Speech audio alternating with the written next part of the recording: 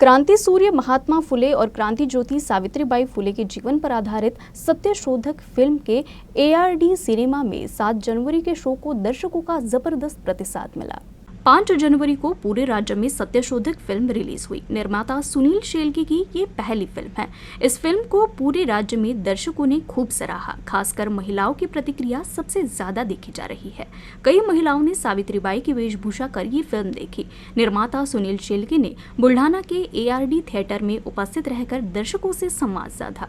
इस दौरान निर्माता सुनील शेल्के दर्शकों के प्यार से अभिभूत दिखाई दिए।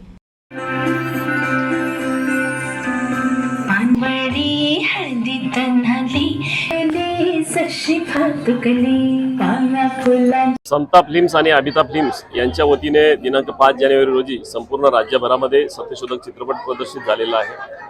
अत्यंत चांगला आणि प्रचंड असा प्रतिसाद संपूर्ण राज्यामध्ये, जसं की चंद्रपूर पासून कोल्हापूर पर्यंत आणि बुलढाण्यापासून ते मुंबई सारख्या मेट्रो शहरापर्यंत या चित्रपटाला प्रचंड असा प्रतिसाद मिळत आहे।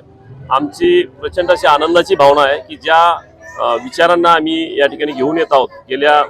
जर आपण पाहिलं की गेल्या 70-75 वर्षांमध्ये प्रथमतःच महात्मा फुलेंचं चरित्र हे मोठ्या पडद्यावर आणत आहोत। यासाठी जी काही मेहनत आमच्या टीमने घेतली, दिग्दर्शक असतील, माझे सहकारी निर्माते असतील आणि कलाकार असतील, यासाठी मला प्रचंड असा आनंद आज या ठिकाणी होत आहे।